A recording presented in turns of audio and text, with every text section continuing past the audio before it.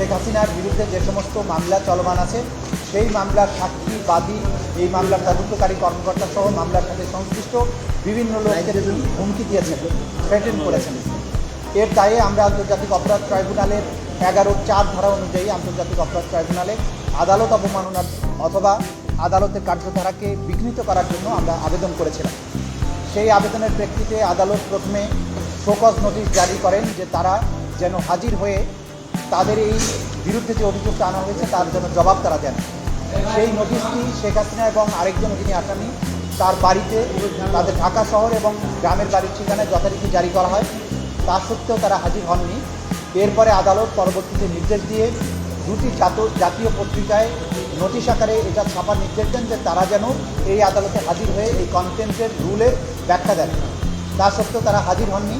এরপরে আদালত আসামিদেরকে ডিফেন্ড করার জন্য স্টেট ডিফেন্স লয়ার নিয়োগ করেন এবং এর বাইরে অতিরিক্ত হিসাবে সুপ্রিম কোর্টের একজন সিনিয়র আইনজীবীকে অ্যামিকাস কিউরি হিসাবে নিয়োগ দেন এবং আজকে এটার উপরে চূড়ান্ত শুনানি অনুষ্ঠিত হয়।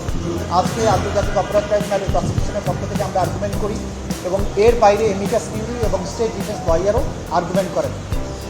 আজকে আমরা সাবমিশনে যেটা বলেছিলাম যে শেখ হাসিনার যে তর্কিত যে কনভারসেশন সেটিকে আমরা পুলিশের ক্রিমিনাল ইনভেস্টিগেশন ডিপার্টমেন্ট অর্থাৎ সিআইডির মাধ্যমে পরীক্ষা নিরীক্ষা করিয়েছি। তারা পরীক্ষা করে রিপোর্ট দিয়েছেন যে এই কনভারসেশনের যে দুজন ব্যক্তির বক্তব্য আছে সেই কণ্ঠস্বর দুটি, একটি শেখ হাসিনার এবং একটি শাকিল আহমদ বুলবুলের, এবং এই কনভারসেশনটি এআই জেনারেটেড নয়, অর্থাৎ প্রযুক্তির সাহায্যে তৈরি করা হয়নি, এটি জেনুইন একটি কনভারসেশন।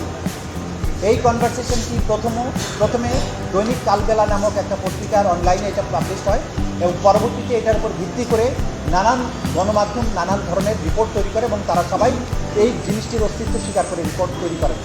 আদালত আজকে সকলের আর্গুমেন্ট শুনে এবং সিআইডির যে ফরেনসিক রিপোর্ট সেটাকে বিশ্লেষণপূর্বক এই সিদ্ধান্তে উপনীত হয়েছেন যে তর্কিত এই কনভারসেশনের মাধ্যমে শেখ হাসিনা বাংলাদেশে তার বিরুদ্ধে দায়েরকৃত মামলার বাদী, সাক্ষী এবং তদন্তকারী কর্মকর্তা সহ যারা এই বিচার প্রক্রিয়ার সাথে জড়িত তাদেরকে হত্যা করা, বাড়িঘর জ্বালিয়ে দেওয়া এবং নানানভাবে তাদেরকে থ্রেটেন করেছেন, যেটা আন্তর্জাতিক অপরাধ ট্রাইব্যুনালের আইন 1973-এর 11(4) ধারা অনুযায়ী এই ট্রাইব্যুনালের বিচারাধীন প্রক্রিয়াকে প্রেজুডিস করার অপরাধ। এই অপরাধ চূড়ান্তভাবে প্রমাণিত হওয়ায় আন্তর্জাতিক অপরাধ ট্রাইব্যুনাল নাম্বার 1 শেখ হাসিনা এবং আসামি শাকিল আহমদ বুলবুলকে দণ্ডিত করেছেন। আসামি শেখ হাসিনাকে 6 মাসের বিনাশ্রম কারাদণ্ড এবং আসামি শাকিল আহমদ বুলবুলকে 2 মাসের বিনাশ্রম কারাদণ্ডে দণ্ডিত করেছেন এবং এটাও নির্দেশ দিয়েছেন যেদিন তারা আত্মসমর্পণ করবেন অথবা পুলিশ কর্তৃক ধৃত হবেন তারপর থেকে এই সাজা কার্যকর হবে।